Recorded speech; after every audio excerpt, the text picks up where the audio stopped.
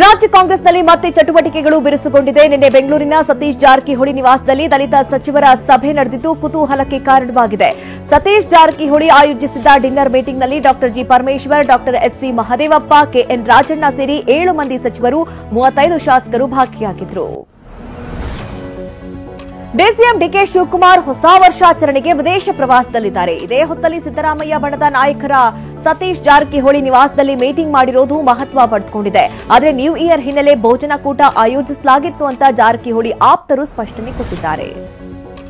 ಸತೀಶ್ ಜಾರಕಿಹೊಳಿ ನಿವಾಸದಲ್ಲಿ ಊಟಕ್ಕೆ ಸೇರಿದ್ವಿ, ರಾಜಕೀಯ ಸೇರಿ ಬೇರೆ ವಿಚಾರಗಳ ಬಗ್ಗೆಯೂ ಚರ್ಚೆಯಾಗಿದೆ ಅಂತ ಸಚಿವ ಕೆಎನ್ ರಾಜಣ್ಣ ಹೇಳಿದ್ರು. ಸಚಿವ ಸಂಪುಟ ವಿಸ್ತರಣೆ ಕುರಿತು ಕೇಳಿದ ಪ್ರಶ್ನೆಗೆ ಅದಕ್ಕೆ ಹೈಕಮಾಂಡ್ ನಿರ್ಧಾರ ಕೈಗೊಳ್ಳುತ್ತೆ ಅಂತ ಹೇಳಿದ್ದಾರೆ. ಸಚಿವ ಮಹದೇವಪ್ಪ ಕೂಡ ಇದೇ ಮಾತು ಹೇಳಿದ್ದಾರೆ. 9 ಕೋಟಿ ಗೋಲ್ಡ್ ಪಡೆದು ವಂಚನೆ ಪ್ರಕರಣದ ಆರೋಪಿ ಐಶ್ವರ್ಯ ಗೌಡ ವಿರುದ್ಧ ಮಂಡ್ಯದಲ್ಲೂ ಕೇಸ್ ದಾಖಲಾಗಿದೆ. ವಂಚನೆ ಕೇಸ್ ದಾಖಲಾಗ್ತಾ ಇದ್ದಂತೆ ಅಲರ್ಟ್ ಆಗಿರುವ ಹಣ ಕಳೆದುಕೊಂಡವರು ದೂರು ನೀಡಲು ಮುಂದೆ ಬರ್ತಾ ಇದ್ದಾರೆ. ಹುಟ್ಟೂರು, ಕಿರುಗಾವಲು, ಮಂಡ್ಯ ಸೇರಿದಂತೆ ಹಲವೆಡೆ ಜನರಿಗೆ ಲಕ್ಷಾಂತರ ರೂಪಾಯಿ ವಂಚಿಸಿದ್ದಾಳೆ ಎನ್ನಲಾಗಿದೆ. ಐಶ್ವರ್ಯ ಗೌಡ ವಂಚನೆ ಪ್ರಕರಣಕ್ಕೆ ಕ್ಷಣಕ್ಕೊಂದು ಟ್ವಿಸ್ಟ್ ಸಿಗ್ತಾ ಇದೆ. ಸ್ವಂತ ಮನೆ ಇಲ್ಲದೆ ಬಾಡಿಗೆ ಮನೆಯಲ್ಲಿದ್ರೂ ಐಶ್ವರ್ಯ ಕೋಟಿ ರೂಪಾಯಿ ಖರ್ಚು ಮಾಡಿ ಅಣ್ಣ ತಮ್ಮನನ್ನ ಜಾತ್ರೆ ಮಾಡಿಸಿದ್ಲು. ಅಂದ್ರೆ ಅಣ್ಣಮ್ಮನ್ ಜಾತ್ರೆಗೆ ಖರ್ಚು ಮಾಡಿದ್ಲು. ಅಷ್ಟೇ ಅಲ್ಲದೆ ಕನ್ನಡ ರಾಜ್ಯೋತ್ಸವ, ಕೆಂಪೇಗೌಡ ಜಯಂತಿ ಸಹ ಮಾಡಿಸಿದ್ಲು. ಈ ಕಾರ್ಯಕ್ರಮಗಳಿಗೆ ಮಂತ್ರಿ, ಶಾಸಕರನ್ನ ಕರೆಸ್ತಾ ಇದ್ಲು. ಆದ್ರೆ ಈ ಎಲ್ಲಾ ಹಣದ ಮೂಲದ ಬಗ್ಗೆ ಯಾವುದೇ ಮಾಹಿತಿ ಇಲ್ಲ.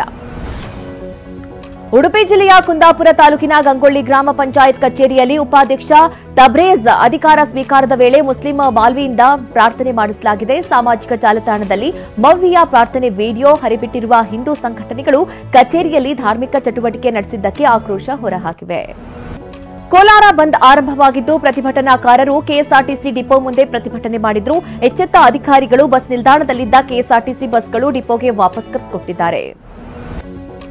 ದೆಹಲಿಯಲ್ಲಿ ದಟ್ಟ ಮಂಜು ಆವರಿಸಿದ್ದು ಮರಗಟ್ಟಿಸೋ ಚಳಿಗೆ ಜನ ತತ್ತರಿಸಿ ಹೋಗಿದ್ದಾರೆ. ನಸುಕಿನ ವೇಳೆ ರಸ್ತೆಯೇ ಕಾಣದಂತೆ ಮಂಜು ಕವಿದಿರುವ ದೃಶ್ಯಗಳು ಸೆರೆಯಾಗಿದೆ. ದಟ್ಟ ಹಿಮದ ಕಾರಣ ವಾಹನ ಸಂಚಾರಕ್ಕೆ ಅಡಚಣೆಯಾಗಿದೆ.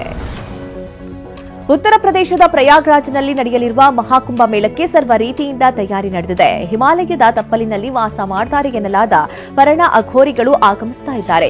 ಕುಂಭಮೇಳ ನಡೆಯುವ ಸ್ಥಳಕ್ಕೆ ಆಗಮಿಸಿದ್ದು ಪ್ರಮುಖ ಆಕರ್ಷಣೆಯ ಕೇಂದ್ರವಾಗಿದೆ. ಆಸ್ಟ್ರೇಲಿಯಾ ವಿರುದ್ಧ 5ನೇ ಹಾಗೂ ಅಂತಿಮ ಟೆಸ್ಟ್ ಪಂದ್ಯಕ್ಕೆ ಟೀಂ ಇಂಡಿಯಾ ನಾಯಕ ರೋಹಿತ್ ಶರ್ಮಾ ಅವರನ್ನ ಕೈಬಿಡಲಾಗಿದೆ. ಜಸ್ಪ್ರೀತ್ ಬುಮ್ರಾ ತಂಡವನ್ನ ಮುನ್ನಡೆಸ್ತಾ ಇದ್ದಾರೆ. ರೋಹಿತ್ ಶರ್ಮಾ ಬದಲಿಗೆ ಶುಭ್ಮನ್ ಗಿಲ್ಗೆ ಸ್ಥಾನ ನೀಡಲಾಗಿದೆ. ಪ್ಯಾರಿಸ್ ಒಲಿಂಪಿಕ್ಸ್ ಡಬಲ್ ಪದಕ ವಿಜೇತ ಮನು ಭಾಕರ್, ಚೆಸ್ ವಿಶ್ವ ಚಾಂಪಿಯನ್ ಡಿ ಗುಗೇಶ್, ಪುರುಷರ ಹಾಕಿ ತಂಡದ ನಾಯಕ ಹರ್ಮನ್ ಪ್ರೀತ್ ಸಿಂಗ್ ಮತ್ತು ಪ್ಯಾರಾ ಒಲಿಂಪಿಕ್ ಚಿನ್ನದ ಪದಕ ವಿಜೇತ ಪ್ರವೀಣ್ ಕುಮಾರ್ ಹೆಸರನ್ನ ಖೇಲ್ ರತ್ನ ಪ್ರಶಸ್ತಿಗೆ ಘೋಷಿಸಲಾಗಿದೆ. ಟೀಂ ಇಂಡಿಯಾ ಡ್ರೆಸ್ಸಿಂಗ್ ರೂಮ್ನ ವಾತಾವರಣ ಸರಿ ಇಲ್ಲ ಅನ್ನೋದನ್ನ ಮುಖ್ಯ ಕೋಚ್ ಗೌತಮ್ ಗಂಭೀರ್ ತಳ್ಳಿ ಹಾಕಿದ್ದಾರೆ. ಈ ಬಗ್ಗೆ ಸುದ್ದಿಗೋಷ್ಠಿಯಲ್ಲಿ ಮಾತನಾಡಿದ ಅವರು, ನಮ್ಮ ತಂಡದ ಡ್ರೆಸ್ಸಿಂಗ್ ರೂಮ್ ವಾತಾವರಣ ಉತ್ತಮವಾಗೇ ಇದೆ. ಕೇವಲ ವರದಿಗಳನ್ನು ಆಧರಿಸಿ ಆರೋಪ ಮಾಡುವುದು ಸರಿಯಲ್ಲ ಅಂತ ಗೌತಮ್ ಗಂಭೀರ್ ಹೇಳಿದ್ದಾರೆ.